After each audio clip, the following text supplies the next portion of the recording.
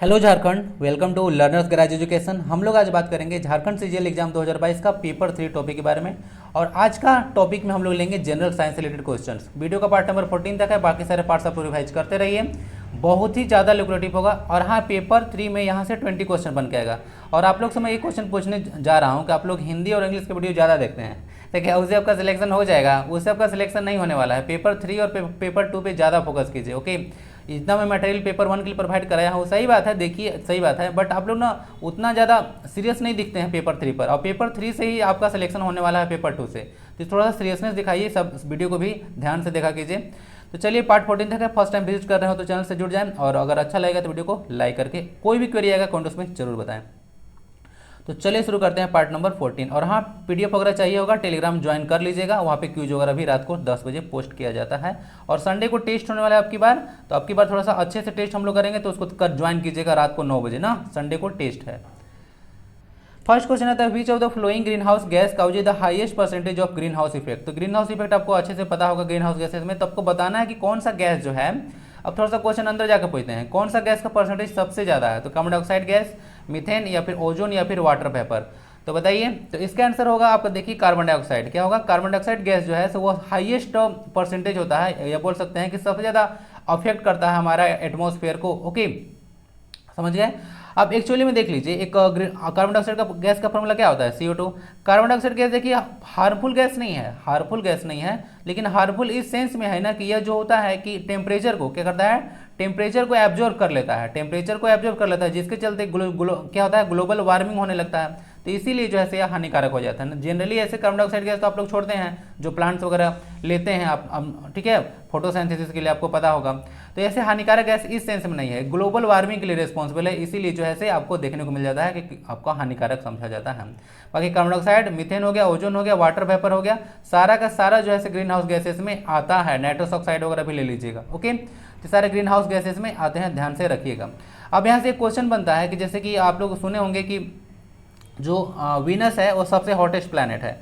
तो वीनस सबसे hottest planet क्यों है, जबकि सबसे जो नज़दीक में होगा तो आपका मरकरी है। ओके, मरकरी, तो मरकरी सबसे नज़दीक है सूर्य के, लेकिन फिर भी हॉट नहीं है, क्योंकि देखिए वीनस का 95% जो एटमॉस्फेयर है, 95% जो एटमॉस्फेयर है वह कार्बन डाइऑक्साइड गैस से बना है। और अभी मैं बताया कि carbon dioxide gas is the mainly responsible for trapping of sunlight. तो सनलाइट को ट्रैप कर लेता है, जिसके चलते क्या होता है, टेम्परेचर वहाँ पे इंक्रीज कर जाता है। इसीलिए है वीनस सबसे हॉटेस्ट प्लैनेट हम बोल सकते हैं हमारा सोलर सिस्टम में है। ओके, चलिए, वीनस और मरकरी का कोई भी सैटेलाइट नहीं है। नेक्स्ट क्वेश्चन देखता हूँ, आंसर हो गया ई, कार्बन डाइऑक्साइड। क्वेश्चन सेकंड में मूव करते हैं, fermentation of sugar gives which of the following compound. यानी कि फर्मेंटेशन होता है, एक प्रोसेस होता है शुगर का, तो उसमें आपको देखने को मिलेगा क्या मिलता है आपको, ethyl alcohol, methyl alcohol, acetic acid, या फिर क्लोरोफिल, क्या मिलेगा। तो देखिए आप लोग फर्मेंटेशन ऑफ शुगर कीजिएगा। ओके, बहुत सारा यूज होता है, तो इथाइल अल्कोहल मिलेगा। क्या मिलेगा, इथाइल अल्कोहल मिलता है। इथाइल अल्कोहल में ग्रुप जो पाया जाता है OH पाया जाता है ना, अल्कोहल में ग्रुप OH पाया जाता है।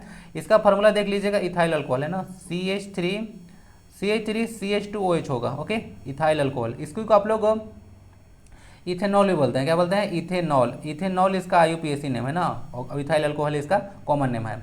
मिथाइल अल्कोहल फार्मूला देख लीजिएगा, मिथाइल अल्कोहल है ना, तो इसका हो जाएगा CH3OH। क्या हो जाएगा, CH3OH, methyl alcohol. Okay, acetic acid वगैरह के बारे में बताया था, जो कि आपको देखने को मिलेगा एसिटिक एसिड ना, जो को विनेगर वगैरह सिरका बनाने में यूज होता है। क्लोरोफिल तो आपको पता होगा कि प्लांट में पिगमेंट पाया जाता है, जो कि सनलाइट को ट्रैप करता है ना, आपको फोटोसिंथेसिस में हेल्पफुल होता है। तो आंसर क्या हो गया, आंसर आपका इथाइल अल्कोहल हो गया। देख लीजिएगा इसको, इथाइल अल्कोहल पाया जाता है। और जनरली जो कॉमन जो दारू होता है आपका, शराब होता है, वह इथाइल अल्कोहल ही होता है, इथेनॉल, यही आदमी लोग पीता है ना, यही इसी का नाम है। ओके, तो फ्रूट्स वगैरह जूस वगैरह से बनता है, तो सारा यही अल्कोहल बनता है। अभी अलग अलग तरह से हम चावल वगैरह का सड़ा वगैरह कर बहुत सारा चीज़ बनाया जाता है, अलग अलग तरह के अल्कोहल। ओके, लेकिन सबसे कॉमन अल्कोहल इथाइल अल्कोहल ही है, यही जनरल यूज होता है। अब तो इसको बायोफ्यूल के जैसा भी यूज करने का बात चल रहा है, आपको पता होगा बायोडीजल वगैरह की बात हो रहा है, तो मोदी जी इसका जो है से प्रोडक्शन पर ज़्यादा जोर दे रहे हैं, ताकि पता होगा कि अभी देखिए तेल का प्राइस इतना ज़्यादा बढ़ रहा है, लेकिन गवर्नमेंट बोल रही है कि बाहर से जब तेल महंगा मिल रहा है भाई, तो मैं क्या करूँ, मैं क्या कर सकता हूँ, जब बाहर से महंगा मिल रहा है तो मुझे भी तो महंगा देना पड़ेगा। तो जब इथाइल अल्कोहल जैसा चीज़ जब हम लोग यूज करेंगे, ऑर्गेनिक चीज़ वगैरह, तो इसका प्राइस वगैरह किसानों को एक तो फायदा होगा ही, प्लस में हम लोग का प्राइस वगैरह भी थोड़ा सा देखने को मिलेगा कि स्टेबल रहेगा। बहुत ज़्यादा प्राइस बढ़ चुका है, आपको पता होगा आजकल। तो देख सकते हैं आप लोग आंसर इसका इथाइल अल्कोहल हो गया। बाकी सारे ऑप्शंस को आपको डिस्कस कर दिया। नेक्स्ट क्वेश्चन को रिमूव करते हैं। नेक्स्ट हाँ, एक चीज़ देख लीजिएगा ना, ये स्लाइड आपके लिए बहुत ज़्यादा इंपॉर्टेंट है, यहाँ से क्वेश्चन आता है। सबसे पहले ग्लूकोज को अंडरस्टैंड कर लीजिएगा। ग्लूकोज का फॉर्मूला होता है C6H12O6, इसका फॉर्मूला तो पता होगा। इसका जो है साइटोप्लाज्म में ब्रेकडाउन होता है। क्या होता है? साइटोप्लाज्म में ब्रेकडाउन होता है और पायरुवेट बनता है। क्या बनता है? पायरुवेट। और पायरुवेट जो होता है 3 कार्बन का मॉलिक्यूल है। अब मेन किस्सा यहाँ से शुरू होता है। यहाँ से 3 काम होता है। एक होता है कि पायरुवेट जब टूटेगा एब्सेंस ऑफ ऑक्सीजन में, उसके बाद लैक ऑफ ऑक्सीजन में, और एक प्रेजेंस ऑफ ऑक्सीजन, मतलब 3 काम होता है। समझिएगा ध्यान से, एब्सेंस, लैक और प्रेजेंस, तीनों का मतलब समझ में आ रहा है? एब्सेंस मतलब ऑक्सीजन नहीं है ही नहीं। लैक मतलब थोड़ा बहुत है। प्रेजेंस मतलब टोटल है मतलब अच्छा से है। तो यहाँ से थोड़ा सा देख लीजिएगा। जब फर्मेंटेशन अभी बताया ना, तो फर्मेंटेशन आखिर होता क्या है आपको पता होना चाहिए ना, तो बताता हूँ फर्मेंटेशन क्या होता है। तो देखिए, इन एब्सेंस ऑफ ऑक्सीजन होगा। क्या होगा? इन एब्सेंस ऑफ ऑक्सीजन होगा तो ईस्ट में होता है। ये भी क्वेश्चन आता है कि फर्मेंटेशन कहाँ होता है, तो ईस्ट में होता है ना, EYEST, ध्यान दीजिएगा। तो फर्मेंटेशन होता है ईस्ट में, तो ईस्ट में बनेगा तो क्या बनेगा? यही इथेनॉल बनेगा, प्लस कार्बन डाइऑक्साइड गैस बनेगा, प्लस एनर्जी निकलेगा। बात समझ में आ रहा है? तो ये होता है रिएक्शन। दूसरी बात आता है lack of oxygen. Lack of oxygen तो हमारा मसल सेल्स में होता है। मसल सेल्स समझते हैं ना, हमारे बॉडी में बहुत सारा मसल्स होता है, जैसे कि हमारा बॉडी में लगभग 539 मसल्स होता है। तो उसमें क्या होता है कि लैक ऑफ ऑक्सीजन होता है, तब लैक्टिक एसिड बनता है और एनर्जी रिलीज होता है। तो उस केस में समझ रहे होंगे आप लोग। अब यहाँ से मैं एक इंपॉर्टेंट क्वेश्चन बताता हूँ। जैसे कि आप लोग दौड़ने जाते होंगे, तो कुछ देर बाद आपका पैर थक जाता है, तो उसमें होता क्या है कि जब जल्दी जल्दी दौड़ते हैं तो बॉडी में जो ऑक्सीजन का रिक्वायरमेंट होता है बढ़ जाता है। तो जो ऑक्सीजन का रिक्वायरमेंट बढ़ जाता है तो उतना ब्लड मतलब वहाँ से जो लंग्स को है सप्लाई उतना ज़्यादा ऑक्सीजन नहीं कर पाता कोई पार्ट में। अब जब ऑक्सीजन सप्लाई नहीं कर पाता है तो लैक ऑफ ऑक्सीजन हो जाता है, और लैक ऑफ ऑक्सीजन हो जाता है तो वहाँ पे आपका मसल्स में लैक्टिक एसिड बनता है। और इसी लैक्टिक एसिड के फॉर्मेशन के चलते जो है से आपका जो है से मसल थक जाता है। समझ में आ रहा है? तो इसी लैक्टिक एसिड चलते, और यही लैक्टिक एसिड कारण है जो आर्थराइटिस वगैरह देखे होंगे, गठिया रोग वगैरह, इसी लैक्टिक एसिड के फॉर्मेशन के चलते ही गठिया रोग भी होता है। तो यहाँ से इंपॉर्टेंट क्वेश्चन यहाँ से बन सकते हैं, होता है मसल सेल्स में। ये इंपॉर्टेंट पॉइंट है, याद रखिएगा। नेक्स्ट आता है प्रेजेंस ऑफ ऑक्सीजन में। क्या आता है? प्रेजेंस ऑफ ऑक्सीजन में, यानी कि जब ऑक्सीजन प्रेजेंस होगा तो उस समय क्या होगा। तो उस समय देखिए, सबसे पहले तो क्वेश्चन यही पूछेंगे आपको कि प्रेजेंस ऑफ ऑक्सीजन में कहाँ होता है यह रिएक्शन। तो यह होता है माइटोकॉन्ड्रिया में, जिसको आप लोग power house of the cell बोलते हैं। ध्यान दीजिए, कार्बन डाइऑक्साइड बनेगा, प्लस में वाटर प्लस एनर्जी होगा। बात समझ में आ रहा है? तो इसमें सबसे ज़्यादा एनर्जी आपको मिलेगा, क्योंकि इसमें कंप्लीटली ऑक्सीजन मिलता है। समझ में आ गया? तो सारा चीज़ को देख लीजिएगा अच्छा से। ओके, ये माइटोकॉन्ड्रिया में प्रेजेंस ऑफ ऑक्सीजन में होता है, carbon dioxide plus water plus energy निकलता है। लैक ऑफ ऑक्सीजन में आपका लैक्टिक एसिड बनता है, बॉडी में बनता है आपका, और एब्सेंस ऑफ ऑक्सीजन में ईस्ट होता है। यही फर्मेंटेशन था इथेनॉल का, जिसमें अभी आपने देखा था कि अल्कोहल बनाते हैं। यही इथेनॉल है, CH3CH2OH। ओके, यही था। ओके, तो यही सारा चीज़ है, तो देख लीजिएगा अच्छा से। ओके, माइटोकॉन्ड्रिया को power house of the cell बोलते हैं, और लीवर को क्या बोलते हैं? लीवर को बोलते हैं हम लोग केमिकल लैबोरेटरी। ओके, रासायनिक कारखाना, केमिकल फैक्ट्री बोल सकते हैं, लेबोरेटरी नहीं। फ्लो में कभी कभी निकल जाता है। What is the size of the respirable suspended particulate matter in air. देखिए, बहुत सारी चीज़ होती है, जैसे कि आप लोग देखे होंगे बहुत सारे लोग जो बाहर में चलते हैं वो लोग खांसते रहते हैं। तो लोग का होता क्या है ना कि एटमोसफेयर में आपको पता हो कि बहुत सारा पार्टिकुलेंट मैटर्स होता है, मतलब सस्पेंडेड पार्टिकल्स होता है। जैसे कि आप लोग समझे, सल्फर डाइऑक्साइड का हो गया, कार्बन डाइऑक्साइड का हो गया, कार्बन डाइऑक्साइड नाइट्रोजन डाइऑक्साइड का हो गया। तो इस तरह से बहुत सारा सस्पेंडेड पार्टिकल, डस्ट वगैरह हो गया। तो किस तरह के पार्टिकल जो होता है रेस्पिरेबल सस्पेंडेड पार्टिकुलेट मैटर के अंतर्गत गिना जाता है। इसमें बोला जा रहा है greater than 7 micron, greater than 6 micron, या फिर ग्रेटर देन 5 माइक्रोन, या फिर लेस देन 5 माइक्रोन। तो इसका आंसर होगा लेस देन 5 माइक्रोन ना। तो 5 माइक्रोन समझते हैं, माइक्रोन मतलब होता है माइक्रोमीटर। ओके, क्या होता है? माइक्रोमीटर। तो 5 माइक्रोन से अगर कम अगर सस्पेंडेड पार्टिकुलेट मैटर एटमॉस्फेयर में है तो वह रेस्पिरेशन में बहुत ज़्यादा नुकसान करेगा। यानी कि अगर रेस्पिरेशन के थ्रू ले लेते हैं तो अस्थमा वगैरह तरह का डिजीज वगैरह होता है, वो सब देखने को आपको मिल जाएगा। ओके, जिन लोग खांसते रहते हैं, तो जो ड्राइवर और लोग होते हैं ना, वो खांसते रहते हैं। ओके, तो देखे होंगे तो ये सारे प्रॉब्लम हो जाता है उनको। इसलिए मास्क वगैरह को उन लोग को, अगर कोई आपके आसपास है तो उनको बोलिए कि बाहर में कभी भी जाते हैं मास्क वगैरह लगा लीजिए कीजिए। मास्क ना सिर्फ आपको कोरोना से बचाएगा, बल्कि बहुत सारा जो पार्टिकुलेट मैटर्स देख रहे हैं, इतने छोटे छोटे कण होते हैं, वो आपको बॉडी के अंदर जाने से भी रोकेगा। ओके, तो इससे आपका हेल्थ वगैरह सही रहेगा। ओके, तो यही सारा चीज़ें हैं, तो देख लीजिएगा। लेस देन 5 माइक्रोन हो गया। माइक्रोन इसका मतलब होता है 10⁻⁻6 ना, माइक्रो का मतलब होता है 10⁻6। आंसर समझ चुके होंगे। नेक्स्ट क्वेश्चन आता है, question number 4, what is the reason behind the sweetness of fruits. Fruits वगैरह आप लोग खाते होंगे तो आप लोगों को स्वीटनेस का आभास होता होगा। ओके, तो उसमें क्या पाया जाता है? माल्टोज, राइबोज, लैक्टोज, या फिर फ्रुक्टोज। तो देखिए, आप लोग जो है से जब फल वगैरह खाते हैं तो उसमें स्वीटनेस का राज है फ्रुक्टोज। क्या है? फ्रुक्टोज है उसका राज। अब दूध वगैरह में क्या पाया जाता है, उसमें भी एक क्वेश्चन आएगा। ओके, चलिए, ऐसे फ्रूट वगैरह में एसिड, बहुत सारा एसिड वगैरह पाया जाता है, लेकिन उसमें जो स्वीटनेस का राज होता है वो फ्रुक्टोज देता है। ओके, नेक्स्ट क्वेश्चन देखिए, विच of the following is used in cryo bank for एक सेतु कंजर्वेशन। अब सबसे पहले तो आपको समझना पड़ेगा कि एक सेतु कंजर्वेशन आखिर होता क्या है। तो एक सेतु कंजर्वेशन देखिए वैसा कंजर्वेशन जिसमें कि स्पर्म वगैरह होता है, क्या होता है, स्पर्म वगैरह होता है, उसको बहुत ज़्यादा लो टेम्परेचर पर हम लोग रखते हैं ताकि खराब ना हो। बात समझ में आ रहा है। जैसे कि बहुत सारा देखे होंगे कि गाय वगैरह का जो है हॉस्पिटल वगैरह में जाकर उसको जब उन लोग का जब टाइम आता है तो उन लोग को सुई वगैरह दे दिया जाता है प्रेग्नेंट होने के लिए, तो उस तरह में वहाँ पे यूज होता है, तो उसी को एक सेतु कंजर्वेशन वगैरह बोलते हैं। मेल वगैरह का भी रखा जाता है बहुत सारा चीज़ का। ओके, तो आपको पता होगा ये सारी चीज़, तो उसी को बोलते हैं एक सेतु कंजर्वेशन। तो एक सेतु कंजर्वेशन जो क्रायो बैंक होता है उसमें हम लोग नाइट्रोजन का यूज करते हैं, क्योंकि नाइट्रोजन आप देखिएगा, क्या देखिएगा, नाइट्रोजन देखिएगा तो इसका टेम्परेचर बहुत ज़्यादा लो होता है, ठीक है, इतना ठंडा कर देता है कोई चीज़ को, तो ठंडा रहेगा तो जल्दी खराब नहीं होगा। आपको अच्छे से पता है कोई भी चीज़ खराब कब होता है, जो उसमें ज़्यादा गर्मी वगैरह होता है, ठीक है, जब ऑक्सीजन वगैरह ज़्यादा पहुँचता है, ओके, तो उसमें क्या हो जाता है, तो उसमें टेम्परेचर ज़्यादा इंक्रीज करता है, और इंक्रीज करता है तो क्या होता है, धीरे धीरे खराब होने लगता है। तो नाइट्रोजन गैस आप लोग यूज कर सकते हैं। मीथेन का फॉर्मूला बताया था ना बार बार, CH4 इसका फॉर्मूला होता है, इसको मार्स गैस भी आप लोग बोलते हैं। ओके, चलिए, नेचुरल गैस, बायोगैस, ये सबका मेन कंपोनेंट होता है। Which of the flowing is known as the ductless gland. Ductless gland किसको कहा जाता है ह्यूमन बॉडी में, पैनक्रियाज, लीवर, किडनी या फिर इंडोसाइन ग्लैंड्स।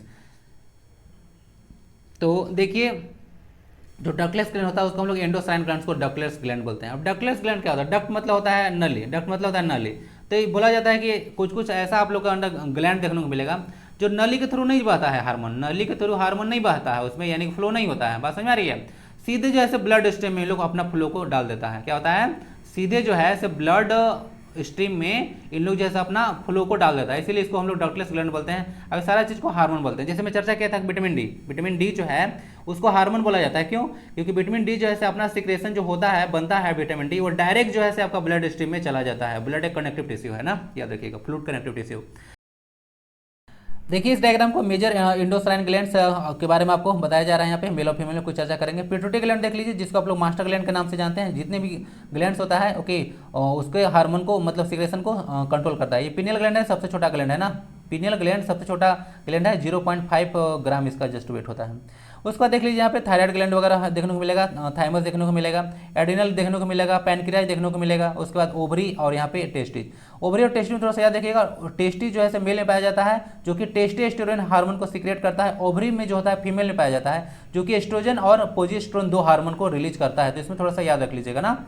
तो हो गया, सारा चीज समझ चुके होंगे। ओके, चलिए नेक्स्ट क्वेश्चन को मूव करते हैं। नेक्स्ट क्वेश्चन आता है what is the minimum distance for a clear vision. आप लोग आई से अगर कोई चीज़ देखते होंगे आंख से, तो सबसे मतलब दूर ज़्यादा जाते होंगे तो भी आपको स्ट्रेस पड़ता होगा देखने में, और ज़्यादा नज़दीक जाते होंगे तो भी आंख में स्ट्रेस पड़ता होगा। तो मिनिमम डिस्टेंस होता कितना है, जितना कि आप लोग ऐसे कोई भी ऑब्जेक्ट को अच्छा से सुस्पष्ट देख सकते हैं क्लियरली और बिना स्ट्रेन के देख सकते हैं आई में। तो वह डिस्टेंस होता है 25 सेंटीमीटर। क्या होता है, 25 सेंटीमीटर तक देख सकते हैं आप लोग आराम से। तो यहाँ से क्वेश्चन सबको पता होगा ना, 25 सेंटीमीटर बहुत फेमस क्वेश्चन है और क्वेश्चन आते भी हैं। ओके, जैसे सीजल का मतलब थोड़ा सा प्रीवियस ईयर उठा कर देख लीजिएगा। मैं कोई भी चीज़ आलतू फालतू नहीं पढ़ा रहा हूँ ना, सिलेबस मुझे पूरा याद है। ओके, उसके अकॉर्डिंग आपको मैं पढ़ा रहा हूँ।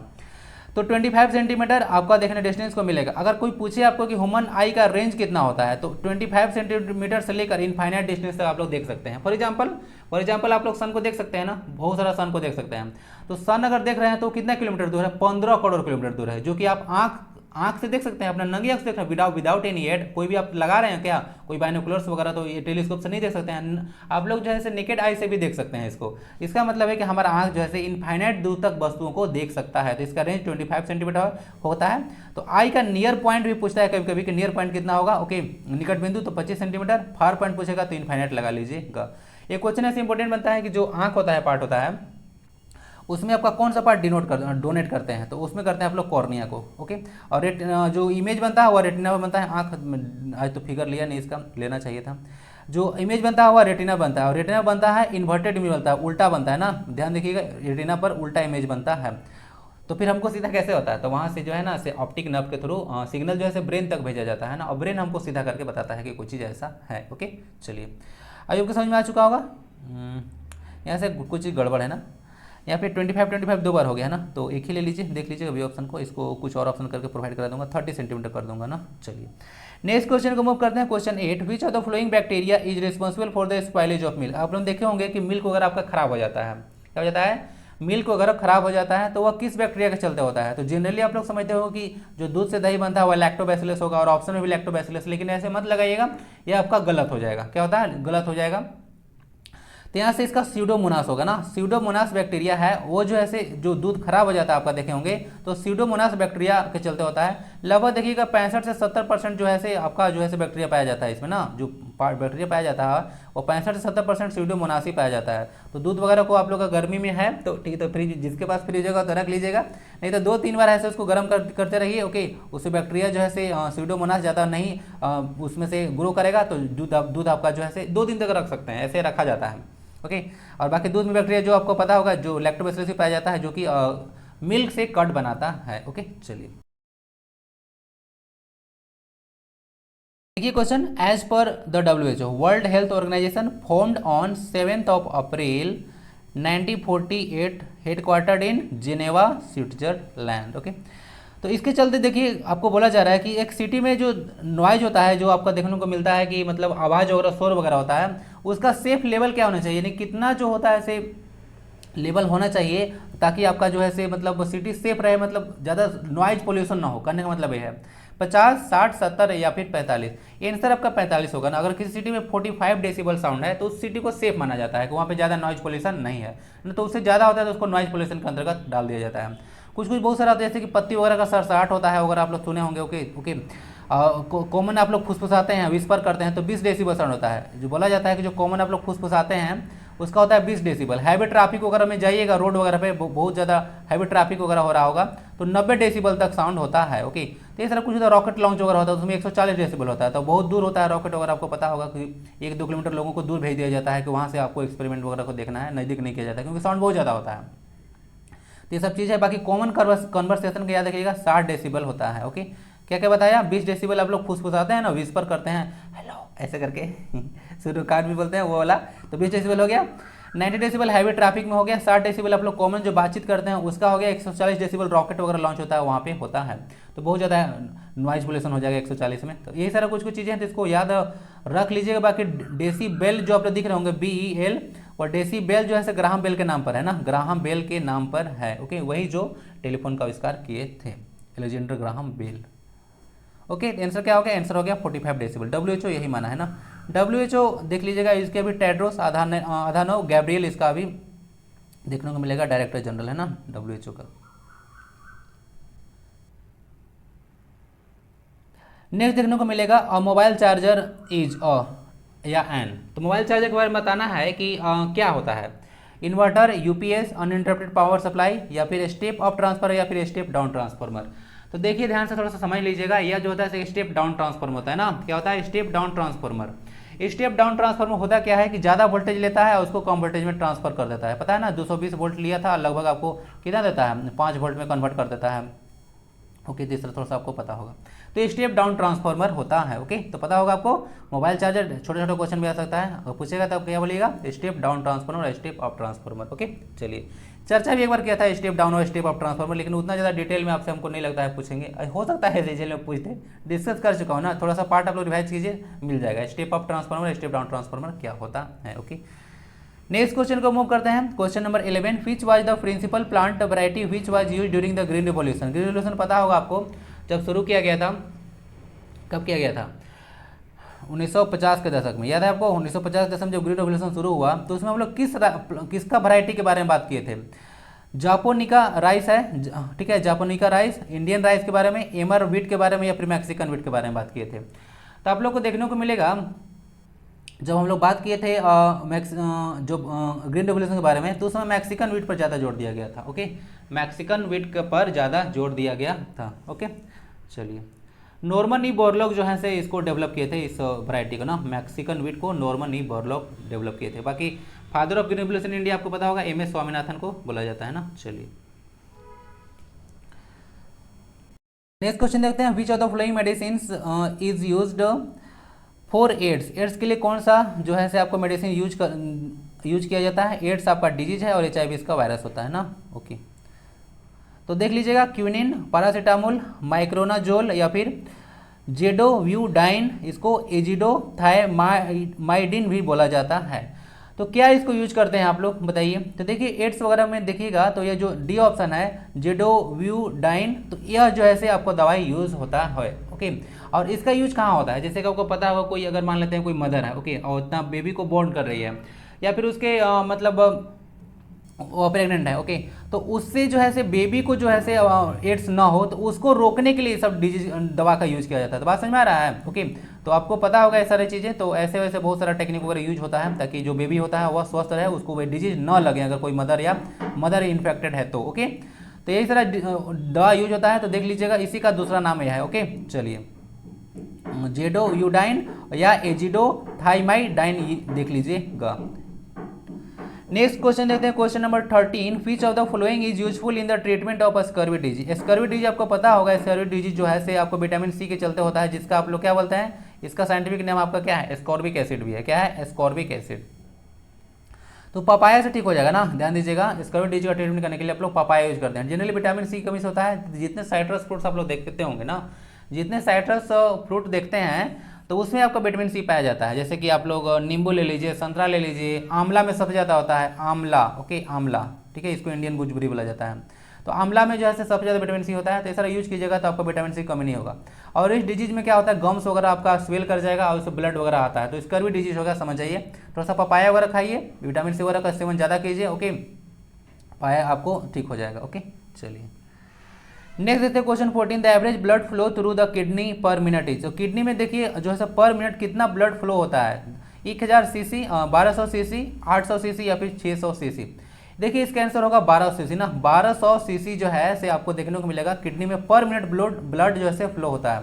किडनी आपको पता है ना, किडनी क्या करता है, किडनी जो है से आपका देखने को मिलेगा एक तरह से फिल्ट्रेशन यूनिट का जैसा काम करता है। आपका जितना भी ब्लड को साफ वगैरह करता है वह किडनी ही करता है। और ये पूछता है कि हमारा बॉडी में वाटर को रेगुलेट कौन करता है, तो वाटर को रेगुलेट करने का काम किडनी ही है ना, वाटर को रेगुलेट करने का काम किडनी ही करता है। अब इसका यूनिट जो होता है, तब जैसे कि आप लोग सुने होंगे कि नर्वस सिस्टम का स्मॉलेस्ट यूनिट क्या होता है, तो न्यूरॉन। उसी तरह से जो किडनी होता है उसका स्मॉलेस्ट यूनिट होता है नेफ्रॉन। क्या होता है, नेफ्रॉन। इसको याद रख लीजिएगा, क्वेश्चन आता है। ओके, और जिसका किडनी वगैरह खराब हो जाता है ना, तो उसको डायलिसिस यूज किया जाता है ना, डायलिसिस, ठीक है, डायलिसिस प्रोसेस यूज किया जाता है, जिसको आप लोग अपोहन बोलते हैं इसको हिंदी में। सुने हैं ना किडनी वाला आईफोन खूब रील्स चल रहा है, तो वही किडनी है। तो इंसान में 2 किडनी होता है, एक 1200 सीसी होगा। एक क्वेश्चन यहाँ से बताइए, सीसी का फुल फॉर्म क्या होता है। नेक्स्ट क्वेश्चन को मूव करते हैं। यही क्वेश्चन आपने थंबनेल में देखा होगा, तो चलिए इसको देख लेते हैं। Which of the flowing is not correctly matched. कुछ डिजिट के बारे में यहाँ पे दिया हुआ है और ये उसके साथ मैच किया हुआ है, तो बताना है आपको कौन सही से मैच नहीं है। कहा जा रहा है कि फुट एंड माउथ डिजीज जो है वायरस के चलते होता है, एथलीट्स फुट जो होता है वो फंगस के चलते होता है, कोलेरा डिजीज बैक्टीरिया के चलते होता है, और स्लीपिंग सिकनेस जो होता है सब बैक्टीरिया के चलते होता है। ओके, तो इसमें क्या होगा, कौन सा गड़बड़ लग रहा है, पता चल रहा है आपको, बहुत लोग तो जानते होंगे। तो बताइए, इसका आंसर डी होगा। स्लीपिंग सिकनेस जो होता है बैक्टीरिया के चलते नहीं होता है, ये जो होता है आपका किसके चलते होता है, यह जो स्लीपिंग सिकनेस प्रोटोजोआ के चलते होता है। किसके चलते होता है, प्रोटोजोआ के चलते होता है, तो याद रखिएगा ना। ओके, तो स्लीपिंग सिकनेस बैक्टीरिया के चलते नहीं, प्रोटोजोआ के चलते होता है। भूत एंड माउथ डिजीज वायरस चलते होता है, एनिमल सोरम देखने को मिलेगा। एथलीट्स फुट वगैरह फंगस के चलते होता है। उसके बाद कोलेरा वगैरह बैक्टीरिया चलते होता है। ओके, और उसके बाद स्लीपिंग सिकनेस जो है से बैक्टीरिया चलते नहीं, प्रोटोजोआ चलते होता है, इसलिए ऑप्शन आपका डी सही हो जाएगा। नेक्स्ट क्वेश्चन देखते हैं, the reagent use to test the presence of starch in lips. Lips में स्टार्च अगर पाया जाता है तो उसका टेस्ट करने के लिए किसका आप लोग रिएजेंट यूज करते हैं, Fehling solution, iodine solution, reagent भी बोल सकते हैं, मिलियंस रिएजेंट, अगर सॉल्यूशन, या फिर बेनेडिक्ट सॉल्यूशन, किसका यूज करते हैं। देखिए स्टार्च का प्रेजेंस को पता करने के लिए हम लोग आयोडीन सॉल्यूशन यूज करते हैं ना, आयोडीन सॉल्यूशन का यूज करते हैं स्टार्च को पता लगाने के लिए। स्टार्च का फॉर्मूला होता है C6H10O5 का हॉल ओके, यही होता है स्टार्च का फॉर्मूला। और इसको टेस्ट करने के लिए आप लोग 10th क्लास का बुक में पढ़े होंगे, आयोडीन सॉल्यूशन का यूज किए थे। बेनेडिक्ट सॉल्यूशन का यूज किए थे आप लोग ग्लूकोज को पता करने के लिए, ग्लूकोज वगैरह को पता करने के लिए किए थे बेनेडिक्ट सॉल्यूशन। अगर सॉल्यूशन जो है आपका साल्ट ब्रिज में यूज होता है ना, साल्ट ब्रिज में यूज होता है। और फेलिंग रिएजेंट वगैरह भी देखिए एक तरह से शुगर वगैरह, जब ब्लड में शुगर हो जाता है ना, तो उसमें फेलिंग रिएजेंट यूज किया जाता है। जैसे पता होगा किसी को ब्लड टेस्ट वगैरह कराते हैं तो उसमें पता चलता है कि कितना लेवल शुगर है, तो उसको लिए फेलिंग रिएजेंट यूज होता है। ओके, तो सारा चीज़ देख लीजिएगा, फिर से बता दे रहा हूँ। स्टार्च का फॉर्मूला होता है C6H10O5 का हॉलेन। इसका टेस्ट के लिए आपका देखिएगा यूज होता है आपका आयोडीन सॉल्यूशन, आंसर आयोडीन हो गया। बेनेडिक्ट सॉल्यूशन का आप लोग यूज करते हैं ग्लूकोज को टेस्ट करने के लिए। उसका बाद अगर सॉल्यूशन होता है साल्ट ब्रिज में, फेलिंग रिएजेंट यूज होता है आपका ब्लड में, देखिएगा जो ब्लड होता है उसमें शुगर को टेस्ट करने के लिए। ओके, तो सारी चीज़ याद रख लीजिएगा। ज़्यादा इंपॉर्टेंट आपको यहाँ से दो देखने को मिलेगा ना, ये जो आयोडीन सोल्यूशन है और बेंडिक सोल्यूशन है, जो कि आपका ग्लूकोज को टेस्ट करने के लिए होता है, क्योंकि 10th क्लास का बुक में है ये सारा चीज़, तो ये ज़्यादा इंपॉर्टेंट है। बाकी अगर 11th-12th क्लास में देखने को मिलेगा आपको अगर सोल्यूशन, ये आपका साल्ट ब्रिज में यूज होता है। ओके, बहुत इंपॉर्टेंट है। नेक्स्ट क्वेश्चन को देखते हैं। नेक्स्ट क्वेश्चन आता है 17, पेलाग्रा एक डिजीज है, आपको पता होगा pellagra can be control by using the vitamin. कौन सा विटामिन को आप लोग यूज करके आप लोग ठीक कर सकते हैं? तो B6 होता है, B9, B12 या फिर B3। तो पेलाग्रा को आप लोग देखिए, आप लोग ठीक कर सकते हैं विटामिन B3 का यूज करके। इसका साइंटिफिक केमिकल नेम क्या है? नियासिन। ओके, तो इसमें बॉडी वगैरह स्वेल कर जाता है ना, बॉडी वगैरह स्वेल कर जाता है, इचिंग वगैरह काफ़ी ज़्यादा होगा। तो पेलाग्रा डिजीज को आप लोग B3 विटामिन का यूज कीजिए। कहाँ मिलेगा? एकदम मिल जाएगा, अंडा वगैरह दूध वगैरह खाते रहिए अच्छा से। ओके, मीट वगैरह थोड़ा मछली वगैरह और ग्रीन लीफी वेजिटेबल वगैरह लेते रहिए, तो सारा चीज़ आपको मिल जाएगा। तो पेलाग्रा डिजीज हो गया, विटामिन B3 की कमी से होता है, ऐसे भी बोल सकते हैं, तो आपको विटामिन B3 कम आएगा। इसका केमिकल नेम नियासिन, याद रख लीजिएगा। The percentage of lead in the lead pencil. Lead pencil आपको पता होगा, जो आपका पेंसिल होता है, जो आपको पेंसिल देखे होंगे, तो उसमें जो पेंसिल में एक इतना पतला जो होता है लेड होता है, तो उसमें लेड का जो पेंसिल का लेड होता है, तो उसमें जो ऐसे बोला जा रहा है कि लेड जो होता है उसमें परसेंटेज कितना होता है लेड का? 10%, 20%, 30% या फिर 0%। तो देखिए इसमें परसेंट होता है 0 का। तो हो गया ना आपके साथ धोखा। नाम है पेंसिल का लेड, लेकिन उसमें लेड नाम का कोई चीज़ नहीं है।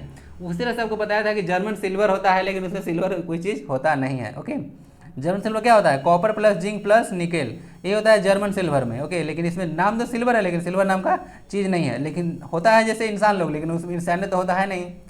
तो इसी तरह से कोई चीज़ें हैं। तो पेंसिल का लेड में आखिर होता क्या है? तो पेंसिल का लेड में होता है ग्रेफाइट। क्या होता है? ग्रेफाइट होता है। ग्रेफाइट एक ऐसा, आप लोग देख सकते हैं कि कार्बन का अप्रूफ है ना, तो एक ऐसा नॉन मेटल है जो कि इलेक्ट्रिसिटी को कंडक्ट करता है। अब भाई इलेक्ट्रिसिटी को कंडक्ट क्यों करता है? क्योंकि कार्बन का वैलेंसी आपको पता होगा 4 है, तो 4 में से 3 इलेक्ट्रॉन बॉन्डेड होता है, 1 इलेक्ट्रॉन फ्री होता है। तो इलेक्ट्रॉन अगर फ्री हो गया तो इलेक्ट्रिसिटी कंडक्ट कर देता है, जबकि डायमंड में ऐसा नहीं होता है, जो कि प्रकृति का सबसे कठोर पदार्थ है। वो क्या होता है? उसमें चारों के चारों जो है बॉन्डेड होता है, इसीलिए जो है आपका देखने को मिलेगा कि वो इलेक्ट्रिसिटी कंडक्ट नहीं करता है। तो यही डायमंड का कॉन्सेप्ट है, ग्रेफाइट करता है। क्यों करता है बता दिया। ग्रेफाइट, डायमंड और फुलेरिन तीनों के तीनों जो है कार्बन का ही अप्रूफ है। जब एक सब्सटेंस एक से ज़्यादा रूप में होता है तो उसको अप्रूफ बोला जाता है, अंग्रेजी में इसको एलोट्रॉप्स बोला जाता है। Which of the flowing has the lowest frequency. अब बताना है कि फ्रीक्वेंसी में सबसे कम किसका है? Visible rays, gamma rays, X rays या फिर अल्ट्रा वायलेट रेज। तो आइए थोड़ा सा समझा देता हूँ। जैसे कि एक ऑर्डर इंक्रीजिंग देख लीजिएगा, जो इंक्रीजिंग ऑर्डर ऑफ फ्रीक्वेंसी, बहुत सारा आप लोग देखे होंगे इलेक्ट्रोमैग्नेटिक वेव्स होता है, EMW। ओके, इलेक्ट्रोमैग्नेटिक वेव्स, तो इसका फ्रीक्वेंसी होता है, क्या होता है? फ्रीक्वेंसी होता है। तो सबसे कम होता है आपको देखने को मिलेगा रेडियो वेव्स का, इंक्रीजिंग ऑर्डर है। उसके बाद माइक्रोवेव आता है, इंफ्रारेड आता है, विजिबल लाइट आता है, अल्ट्रा वायलेट आता है, वेव्स या रेज भी होता है। उसके बाद एक्स रेज आता है, फिर उसके बाद गामा रेज आता है। ओके, गामा रेज आता है। यहाँ से थोड़ा सा याद रख लीजिएगा। इंफ्रारेड का यूज हम लोग टीवी का रिमोट होता है उसमें यूज करते हैं। विजुअल लाइट तो आप लोग देखने का रेंज होता है आप लोग। ओके, अल्ट्रा वायलेट रेज वगैरह जो यूज को बैक्टीरिया वगैरह को किल करने के लिए यूज हम लोग करते हैं। एक्सरे तो पता होगा आपको, जो बॉडी होता है उसमें हड्डी वगैरह का जो टूट जाता है तो उसका हम लोग प्रिंट निकालने के लिए यूज करते हैं ना। चलिए, तीसरा कुछ चीज़ हो गया। तो हाँ, तो इसमें देख लीजिएगा जो गिवन ऑप्शन था उसमें सबसे कम गामा है ना, गामा था, विजिबल था, देख लीजिए विजिबल है ना, विजिबल है तो विजिबल सबसे कम हो जाएगा। क्या हो गया? विजिबल लाइट लगा लीजिए, ऑप्शन नंबर ए सबसे कम जो है आपका लोवेस्ट फ्रीक्वेंसी देखने को मिलेगा। ऑर्डर थोड़ा सा याद रख लीजिएगा, कभी कभी पूछते हैं। अब एक बार पेनिट्रेटिंग पावर भी होता है, क्या होता है? पेनिट्रेटिंग पावर भी होता है। तो पेनिट्रेटिंग पावर भी बताऊंगा एक बार, रुकिए, वैसा क्वेश्चन में डाल दिया जाएगा नेक्स्ट पार्ट में। तो इन्जॉय कीजिए आप लोग, जितना दे रहा हूँ उतना।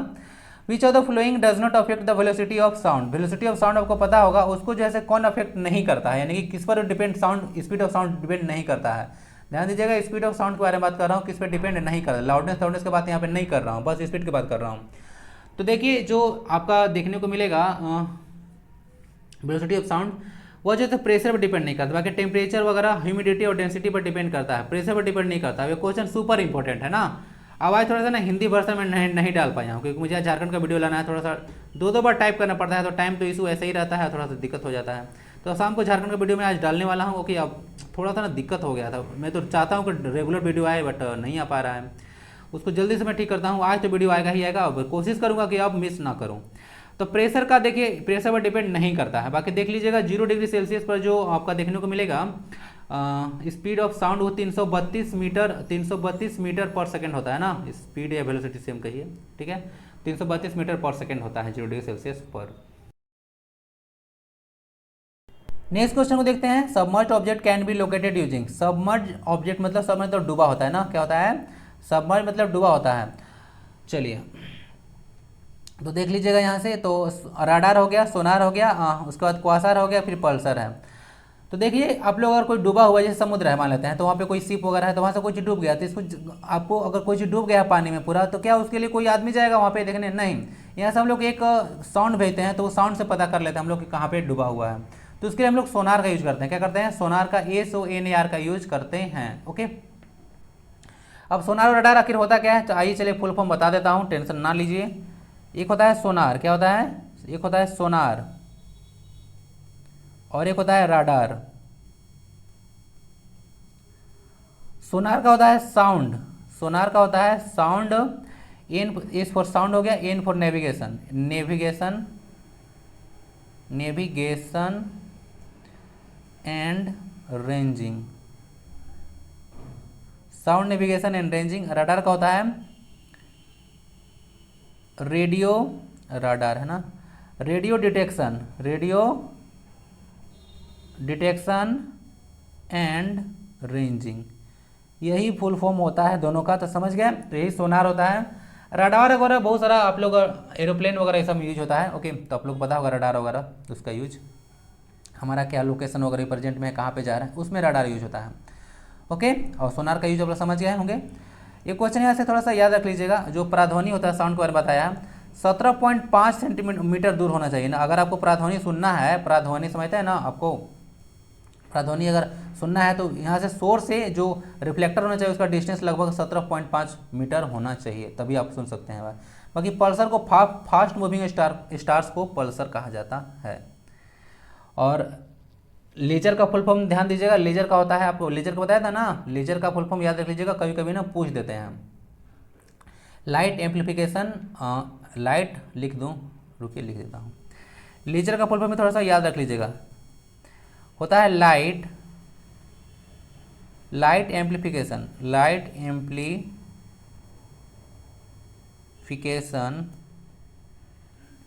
By stimulated emission, stimulated emission of radiation ना, यही फुल फॉर्म होता है इसका, light amplification by stimulated emission of radiation. Question 22 देखते हैं। The rate of change of momentum, momentum को आप लोग पी से डिनोट करते हैं ना, पी बराबर में एम भी होता है। तो बोला जा रहा है कि rate of change of momentum is called area, acceleration, force या फिर वर्क डन। तो मोमेंटम होता है आपका, rate of change of momentum अगर निकालिएगा, क्या होता है rate of change of momentum, तो क्या बन जाएगा, तो देख लीजिए थोड़ा सा, इधर से अगर कीजिएगा तो dp/dt हो जाएगा। Rate of change of momentum है, dp/dt हो गया, मास तो कांस्टेंट है तो dp/dt आ जाएगा। ओके, अब यहाँ से dp/dt होता है rate of change of momentum ना, फोर्स होता है, क्या होता है, फोर्स होता है। अभी तो मा हो गया m, और dp/dt मतलब रेट ऑफ चेंज ऑफ जो मोमती होता है, वेलोसिटी होता है, उसको एक्सेलरेशन बोलते हैं। क्या बोलते हैं, एक्सेलरेशन। अब एक्सेलरेशन को ए से डिनोट करते हैं, तो फॉर्मूला बन गया एफ इज इक्वल टू मा, M A, mass into acceleration. Okay, तो rate of change of momentum जो होता है एक्सेलरेशन आपको सॉरी फोर्स देगा। ओके, तो इसको याद रख लीजिएगा। वर्क डन होता है फोर्स इंटू डिस्प्लेसमेंट ना, work done force into displacement. Force एक वेक्टर क्वांटिटी है, एक्सेलरेशन भी एक वेक्टर क्वांटिटी है, वर्क डन स्केलर है, एरिया भी स्केलर क्वांटिटी है। ओके, चलिए ये दोनों स्केलर क्वांटिटी है। ओके ना, तो यही हो गया। तो नेक्स्ट क्वेश्चन है, atomic number is denoted by which alphabet. Atomic number को किससे डिनोट करते हैं, ए बी सी एक्स या फिर जेड। ओके, तो देखिए जो एटॉमिक नंबर होता है उसको हम लोग जेड से डिनोट करते हैं ना, किससे डिनोट करते हैं, जेड से डिनोट करते हैं। जैसे क्लास 9 का बुक में जाइएगा तो इसको देखिए ऐसे जनरली डिनोट किया गया है, यहाँ पे एक से एक एलिमेंट है, तो एटॉमिक नंबर को देखिए यहाँ पे लिखा जाता है जेड को, और यहाँ पे ए लिखा जाता है ना, यहाँ पे ए लिखा जाता है। तो ये क्या होता है, ये आप लोग एटॉमिक मास को डिनोट करते हैं, तो ये भी याद रख लीजिएगा साथ में, एटॉमिक मास को डिनोट करते हैं, और जेड एटॉमिक नंबर को डिनोट करते हैं।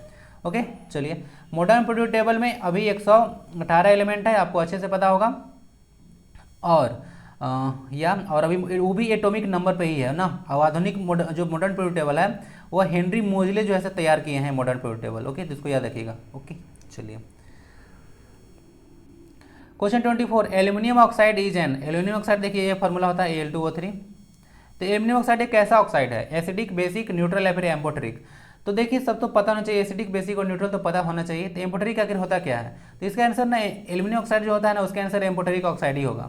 एम्फोटेरिक ऑक्साइड वही होता है जो कि होगा एसिडिक और बेसिक दोनों टाइप का नेचर को दिखाएगा, उसको हम लोग एम्फोटेरिक ऑक्साइड बोलते हैं। एसिडिक और बेसिक दोनों नेचर दिखाएगा। सबसे ज़्यादा इंपॉर्टेंट होता है आपका देख लीजिएगा एल्यूमिनियम ऑक्साइड और एक ZnO, दो क्वेश्चन, दो तो इंपॉर्टेंट है सबसे ज़्यादा। ओके, SnO वगैरह PbO भी होता है, PbO, SnO, ये सब भी एम्फोटेरिक ऑक्साइड में आता है, लेकिन सबसे ज़्यादा इंपॉर्टेंट आपका है एल्यूमिनियम ऑक्साइड और जिंक ऑक्साइड ना, ये दोनों एम्फोटेरिक ऑक्साइड है, यानी कि बेसिक नेचर भी दिखाएगा और एसिडिक नेचर भी दिखाएगा। इसका रिएक्शन भी आप लोग क्लास 10 में किए होंगे। नेक्स्ट बोला जाता है denatured alcohol is formed by mixing dash in ethanol. Ethanol मतलब बताया था ना अभी CH3CH2OH। तो इसमें आप लोग क्या ऐड कर दीजिएगा कि आपका जो है डीनेचर्ड अल्कोहल बन जाएगा। डीनेचर्ड मतलब होता है जिसका नेचर आप लोग खराब कर दीजिए। तो पेट्रोल, केरोसिन ऑयल, पैराडिन या फिर ऑक्जेलिक एसिड। तो देखिए हम लोग इसमें पैराडिन ऐड कर देते हैं। अब ऐसा क्यों यूज करते हैं? तो देखिए पैराडिन इसलिए यूज करते हैं क्योंकि अगर इथेनॉल अगर जैसे रहेगा तो इसको लोग बहुत ज़्यादा पी जाते हैं। क्या होता है? पी जाते हैं। तो हम लोग इसका यूज सिर्फ पीने के लिए नहीं है, इसका यूज हम लोग बताया था ना कि अभी हम लोग फ्यूल के लिए भी करते हैं। तो उसका बहुत सारा इंडस्ट्री में यूज वगैरह भी होता है, तो लोग पी जाएंगे, सारा इतना ज़्यादा मिसयूज हो जाएगा। इसलिए इसमें क्या किया जाता है, इसमें जो है हम लोग पैराडिन मिला देते हैं। पैराडिन का फॉर्मूला C5H5N होता है पैराडिन का। तो मिला देते हैं, थोड़ा जहरीला हो जाता है, तो लोग पीते नहीं है। लेकिन कभी कभी आपको पता होगा कि जहरीले शराब पीने से मौत, तो ये पैराडिन मिला दिया जाता है उसमें, तो लोग कभी कभी इसे भी पी जाते हैं, मानते तो है नहीं लोग। ओके, तो आंसर हो गया आपका C, पैराडिन। ओके, चलिए